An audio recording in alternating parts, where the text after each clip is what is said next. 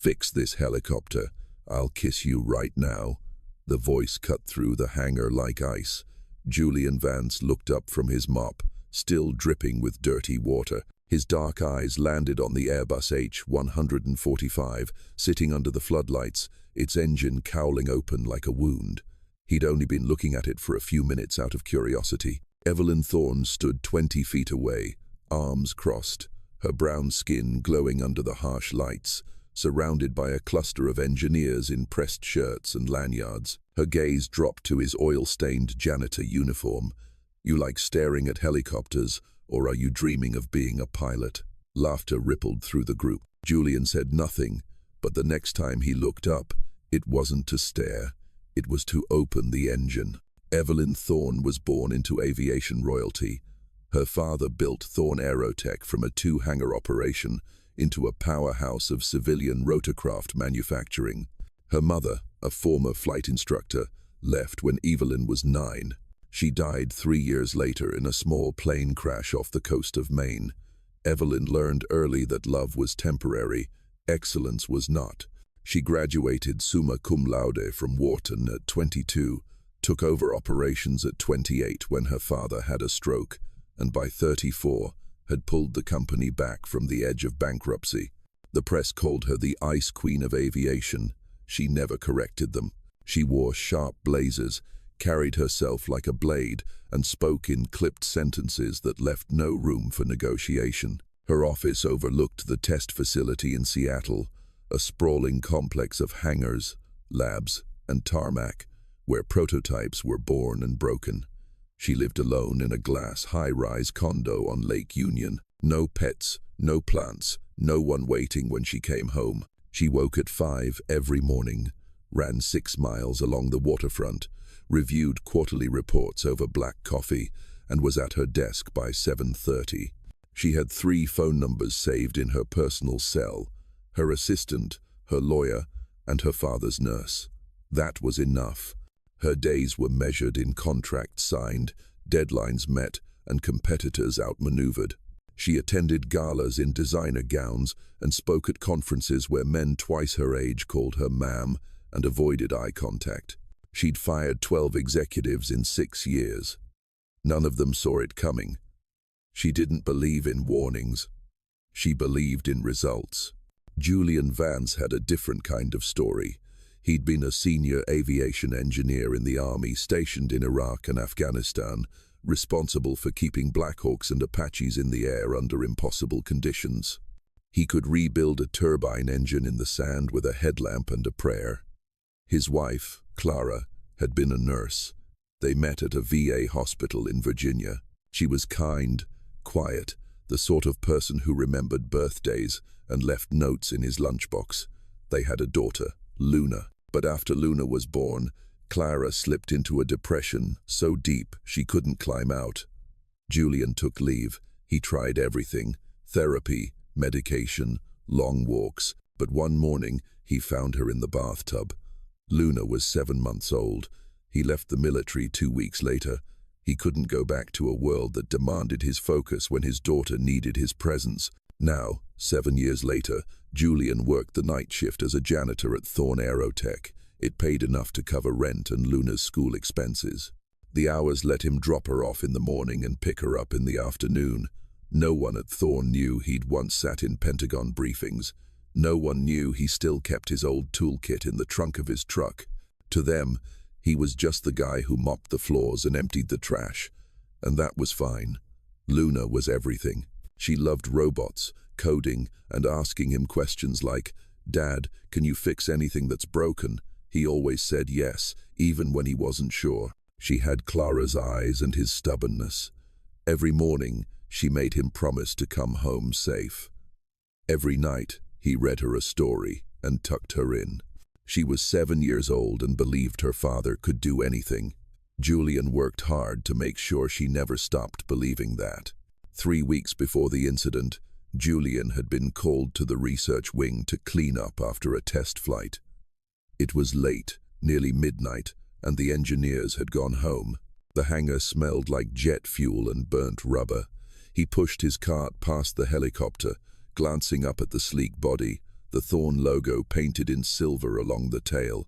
As he mopped near the control station, he noticed something. A screen hadn't been turned off. Pressure readings, hydraulics flow, temperature zones. He stopped. One of the readouts was fluctuating, small but consistent. A pressure differential in the turbine intake. It wasn't critical yet, but it would be soon. He set down his mop and moved closer, his eyes scanning the data. He'd seen this before. Mosul, a Chinook that had flown through a sandstorm. The fix was simple if you caught it early, catastrophic if you didn't. That's when he heard heels on concrete. Evelyn Thorne appeared from the control room, her natural hair pulled back in a sleek bun, tablet in hand, her expression sharp and alert. She saw him standing near the equipment, too close, her eyes narrowed. "What are you doing?" Julian stepped back immediately. "Just cleaning, ma'am." She didn't believe him. Her gaze flicked to the screen, then back to his face. "You were looking at the data." "No, ma'am. I was just security." She didn't raise her voice. Didn't need to. 2 guards appeared within 30 seconds. They escorted him out of the wing, told him to stay in the custodial areas from now on. Julian didn't explain, didn't defend himself. He just nodded and left. He'd learned a long time ago that some people didn't want to hear the truth, especially not from someone holding a mop. Later that night, back in her office overlooking Elliott Bay, Evelyn reviewed the security footage. She watched him pause at the screen, saw him lean in, his eyes moving across the data with surprising focus, but she also saw something else. Earlier in the evening, there had been a hydraulic fluid spill near a catwalk. A maintenance tech had slipped, cut his hand on a sharp edge. Julian had been there. He'd helped the man to his feet, given him half his sandwich, and walked him to the medical station. Evelyn watched the clip twice. She didn't know what to make of it. The man was a janitor, but he moved through the hangar like someone who understood it, like someone who'd been there before. She closed the file, saved it in a folder marked Personnel Notes. Then she forgot about it. 3 weeks passed. Julian kept to his schedule, came in at 11 p.m., left at 7 a.m. He mopped floors, emptied trash bins, and kept his head down. He saw Evelyn occasionally crossing the facility with her entourage of assistants and engineers. She never looked at him. He preferred it that way. But he still thought about that pressure reading. He'd checked the maintenance logs online. Nothing had been flagged, so he kept quiet. He went home. He made breakfast for Luna. He helped her with her homework. He read her bedtime stories about astronauts and explorers. And he told himself it wasn't his problem anymore. He'd left that world behind. He was a father now. That was enough. But deep down in the part of him that still remembered the smell of engine oil and the sound of rotor blades, he knew something was wrong with that helicopter, and he knew that eventually someone would have to fix it. The morning of the test run, the H-145 wouldn't start. The ignition cycled, the fuel lines checked clean. The diagnostics came back normal, but the engine refused to turn over. Engineers from MIT, Caltech, and Oxford gathered around the machine like surgeons over a dying patient. Evelyn stood in the center of the hangar, her jaw tight, her hands clasped behind her back. This wasn't just a test flight. It was a demonstration for a potential client, a medical transport company worth $40 million. If the helicopter didn't fly, the deal was dead. She'd built her reputation on reliability, on precision, on never missing a deadline. This couldn't happen. Not today. She turned, scanning the room for answers. And that's when she saw him, Julian Vance, mopping near the far wall. But he wasn't mopping. He was looking at the helicopter, specifically at the pressure valve housing near the turbine intake. His head tilted slightly like he was listening to something no one else could hear. Evelyn felt something flicker in her chest. Annoyance, curiosity, she wasn't sure which. She walked over. The engineers fell silent, watching. She stopped 5 feet from him. "You?" Julian looked up. His face was calm, unreadable. "Yes, ma'am." She gestured to the helicopter. "You've been staring at it for 10 minutes. See something we don't?" A few of the engineers smirked. Someone whispered something to another. Someone laughed softly. Evelyn didn't smile. She just kept her eyes on Julian, waiting. "Tell you what," she said, her voice cold and clear as glass. "Fix this helicopter and I'll kiss you right now in front of everyone." The hangar went completely silent. Someone's tablet beeped. No one moved to silence it. Julian didn't flinch. He just looked at her, then at the helicopter, then back. His expression didn't change. "And if I can't, you're fired. No severance, no insurance, no final paycheck." She crossed her arms. "Do we have a deal?" One of the engineers, a man in his 52nds with a Caltech ring on his finger, spoke up. "Miss Thorne, with all due respect, he's a janitor. He doesn't have clearance to. I'm aware of what he is." Her tone cut him off cleanly. She didn't take her eyes off Julian. "Do we have a deal?" Julian looked at her for a long moment. His hands were still holding the mop handle. He thought about Luna, about the robotics competition that night, about the workshop in the Fremont district that had been closed for 2 weeks, about the promise he'd made to always come home. Then he set down the mop. He didn't say a word. He just walked toward the H-145. What no one in that hangar knew, what no one could have guessed, was that Julian Vance had spent 6 years keeping military helicopters alive in war zones where failure meant death. He'd been decorated twice, commended 4 times, and he'd walked away from all of it the day he buried his wife. Now he worked nights and came home to a little girl who built robots out of cardboard boxes and asked him why the sky was blue. Luna was 7 years old. She had Clara's dark eyes and Julian's stubborn chin. Every morning before school, she made him promise 3 things: come home safe, don't forget lunch, and help her with her project. She'd been working on that project for 2 months, a small autonomous rover that could navigate obstacles using sensors she'd coded herself. The regional robotics competition was tonight. The prize was a full scholarship to a summer STEM camp at Cornell. Luna wanted it more than anything, but the workshop at her school, the one with the good lighting and the 3D printer and the soldering stations, had been shut down for repairs 3 weeks ago. A wiring issue, a safety concern. Luna had been working at home under a desk lamp that flickered with tools Julian had bought from a hardware store. He'd called the school twice, left messages. No one called back. So when Evelyn Thorne made her offer, Julian didn't think about the job. He didn't think about his pride. He thought about Luna, about the lights in that workshop, about the look on her face when she showed him the rover for the first time and said, "Dad, do you think I can actually win?" He told her yes, because that's what fathers do. They say yes, even when they're not sure. Julian crouched down beside the H-145 and peered into the turbine intake. The light was dim, so he pulled a small flashlight from his pocket. He shone it into the intake valve and immediately saw what the engineers had missed. A fine metallic dust, almost invisible to the naked eye, coating the interior surfaces of the pressure regulation chamber. It was a rare issue, something you'd only encounter in extreme conditions. He'd seen it once before in Mosul. The diagnostics had shown nothing because it wasn't an electrical fault. It was physical, mechanical. He stood up and turned to face Evelyn and the gathered engineers. "It's the pressure valve. There's a blockage, metallic dust. You won't see it on the diagnostics because it's not a sensor issue. It's physical obstruction in the compression chamber." The engineer with the Caltech ring scoffed. "Metallic dust. We ran a full system purge this morning." "Not deep enough," Julian said calmly. "You need to pull the valve housing, clean the interior surfaces manually, and check the compressor intake for residue accumulation." Evelyn was watching him with an expression he couldn't read. Not mockery anymore. Something else. Calculation. Assessment. "You have until 2 p.m., she said. Her voice was steady. "If this bird flies by 2, you get your kiss and you keep your job. If it doesn't, you're gone.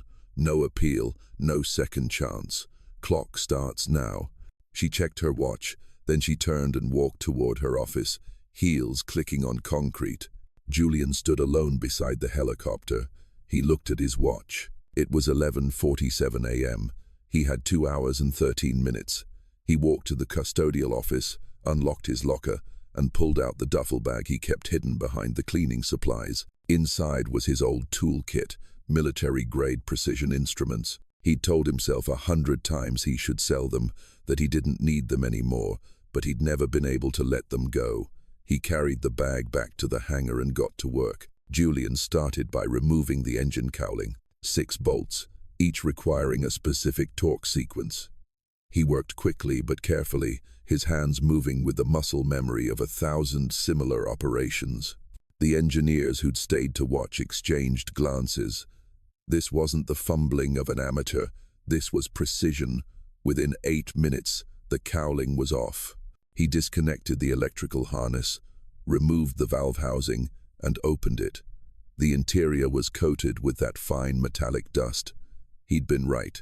He used a microfiber cloth and aviation-grade solvent to clean every surface.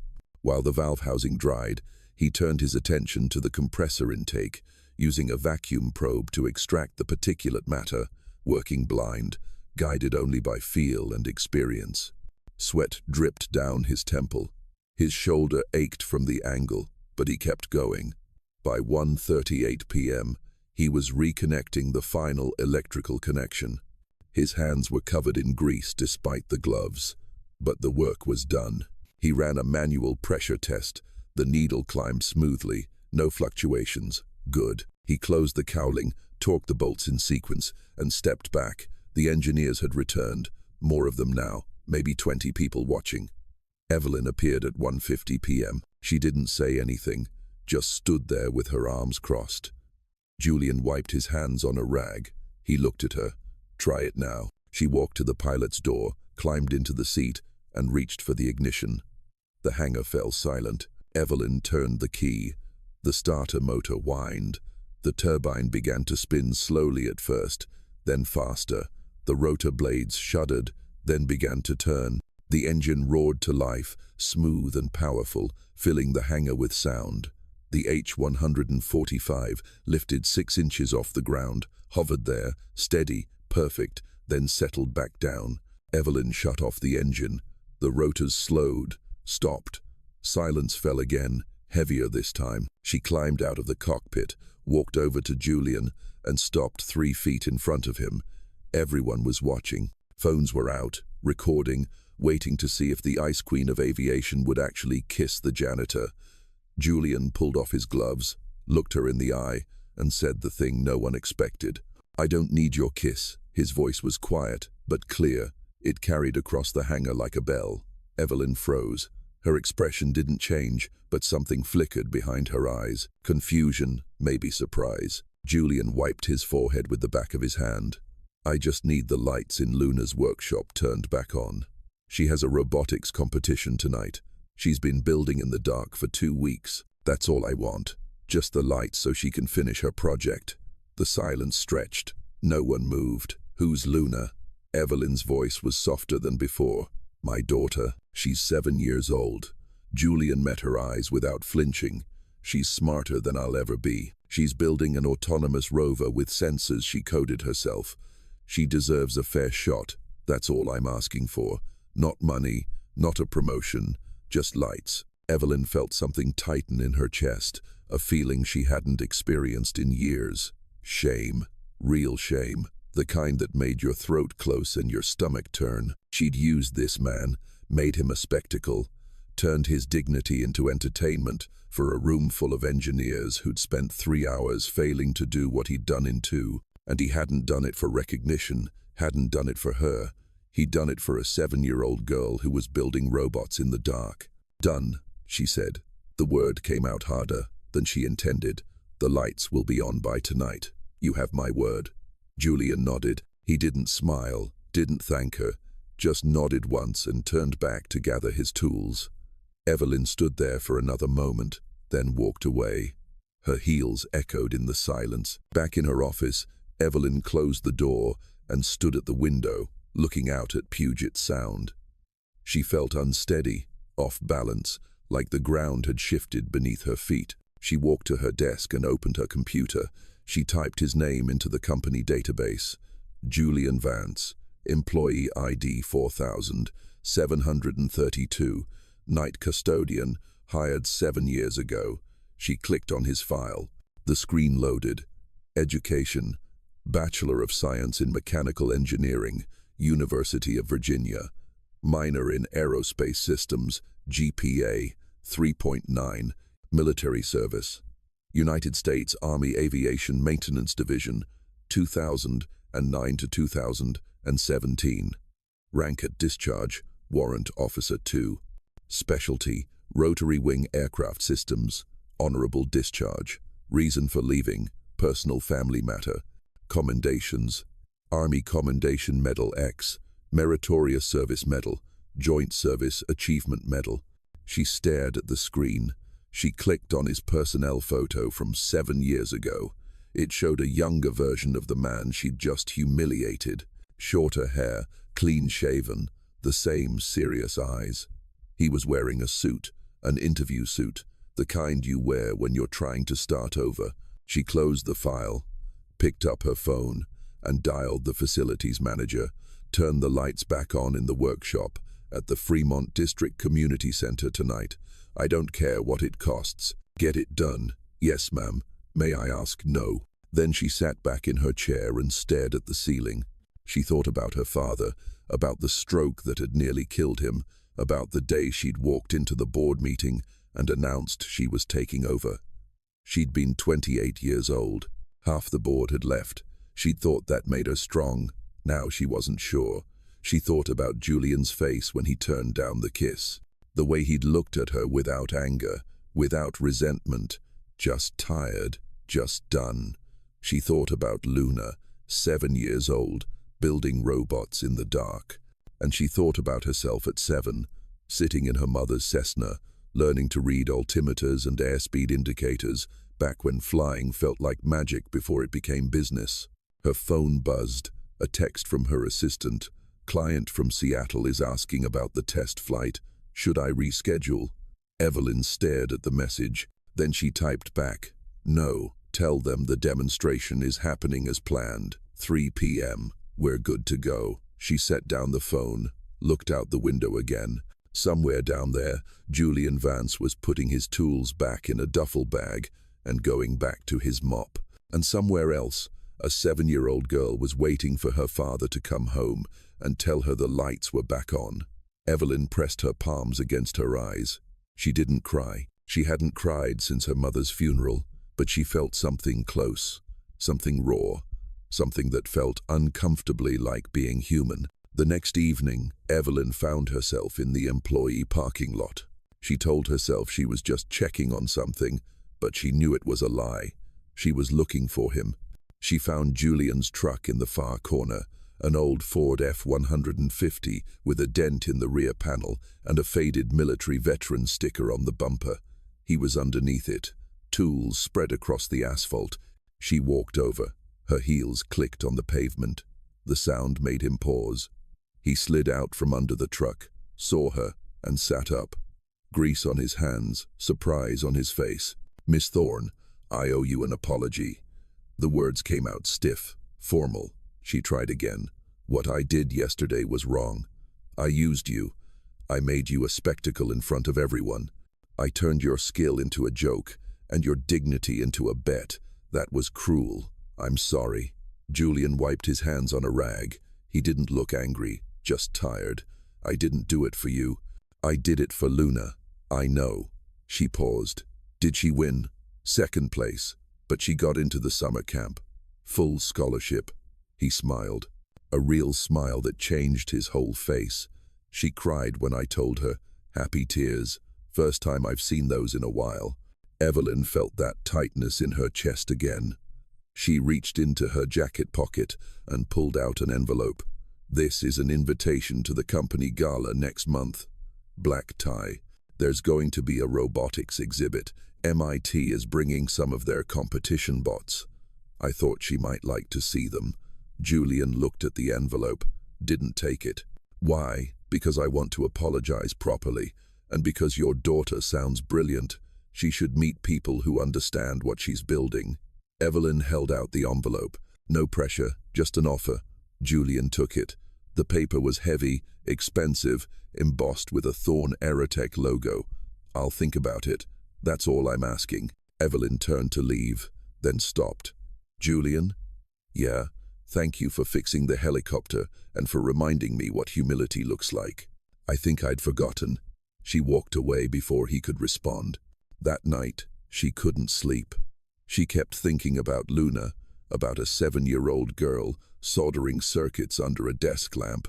She got up at 2 a.m., made coffee, and sat at her kitchen counter with her laptop. She pulled up the company's charitable foundation account, typed in the school's name.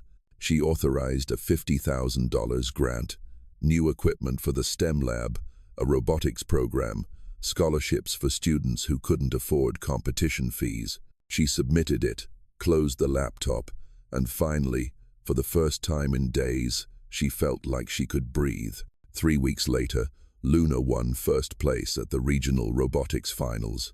Her rover navigated a complex obstacle course in under 2 minutes, faster than any other competitor. The judges called it innovative, elegant, advanced beyond her age group. Evelyn attended. She sat in the back row wearing jeans and a plain sweater. No makeup, no jewelry, just another parent in a crowd of parents. She watched Luna's face light up when they called her name, watched Julian lift her onto his shoulders while she held the trophy above her head like a champion. And she felt something she hadn't felt in years. Joy, not the cold satisfaction of closing a deal. Real joy, warm and uncomplicated. After the ceremony, Luna ran up to her, her dark brown eyes bright with excitement. Are you my dad's boss? Evelyn crouched down to her level. Sort of. Are you his girlfriend? Evelyn froze. She looked at Julian, who was standing a few feet away, trying very hard not to laugh. No, she said carefully. I'm just a friend. Oh. Luna looked disappointed. I thought you were pretty. Evelyn's throat tightened. Thank you, Luna. I think you're brilliant. Luna grinned, then ran back to her dad to show him something on her tablet. Evelyn stood up slowly. Julian walked over. Sorry about that. She's been asking a lot of questions lately. It's fine. Evelyn smiled. A real smile. She's wonderful. Yes, she is. Julian looked at her. Thank you for coming. It meant a lot to both of us. I wouldn't have missed it. A week later, Evelyn called Julian into her office. She offered him a position as a senior test engineer. Full benefits, salary, 3 times what he was making, a signing bonus. He turned it down. I appreciate it. I really do. But I don't want to go back to a world where people are measured by their titles. I'm happy where I am. I get to be there for Luna. That's what matters. Evelyn didn't argue, but she understood. For the first time in her life, she understood that success wasn't always about climbing higher. Sometimes it was about knowing when you'd already reached the top of the mountain that mattered. But something had changed between them, something neither of them could name. He started staying a few minutes after his shift to talk. She started arriving earlier to catch him before he left. They talked about helicopters, about Luna's projects, about nothing important and everything important. And slowly, without either of them planning it, something began to grow. A month later, Evelyn was scheduled to observe a test flight of the H-145. She arrived at the hangar early and saw Julian coordinating the ground crew. He wasn't wearing his janitor uniform. He was wearing a flight suit with a safety vest. She walked over. I thought you turned down the engineering position. He looked up. I did, but they asked me to consult on safety protocols for the test flights. Temporary contractor. I said yes. Why? Because Luna asked me if I was ever going to fly again. I told her I didn't need to. She said, but Dad, you love helicopters. She was right. He smiled. Turns out you can't hide from 7-year-olds. Evelyn laughed. A real laugh, light and genuine. After the flight, successful and flawless, she found him near the H-145. The sun was setting, casting golden orange light across the tarmac. The helicopter gleamed like something out of a dream. She walked up to him, holding something in her hand, a piece of cloth. He recognized it immediately, the rag he'd used to clean his hands that day. "I kept this," she said quietly, "from the day you saved the project." Julian looked at her. "Why?" "Because it reminded me that I'm not always right, and that sometimes the person you least expect is the one who changes everything." She stepped closer.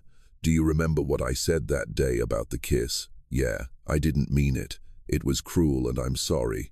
"I know." Evelyn looked up at him, her heart beating faster than it should. "But I'd like to make a new offer." "What's that?" "I'd like the first kiss to be because I love you, not because you fixed something." Julian's breath caught. He looked at her, really looked at her, and saw someone who had spent her whole life building walls, someone who was finally ready to let them fall. He reached out and took her hand. "Are you sure?" She nodded. "I've never been more sure of anything in my life." The H-145 sat behind them, silent and still. The sky above was turning purple. Somewhere in the distance, a bird called. Julian leaned down. Evelyn rose up on her toes, and they kissed softly, slowly. Not because of a bet, not because of a challenge, but because somewhere between the engine and the apology, between the daughter and the dream, two broken people had found a way to be whole. When they pulled apart, Evelyn rested her forehead against his. "Luna's going to be insufferable about this." Julian laughed. "Yeah, she's going to say she knew all along. She probably did." They stood there as the sun disappeared and the stars came out, and for the first time in years, Evelyn Thorne felt like she was exactly where she was meant to be. Not in a boardroom, not in a penthouse, but here with him under the sky where helicopters were born and love learned to fly.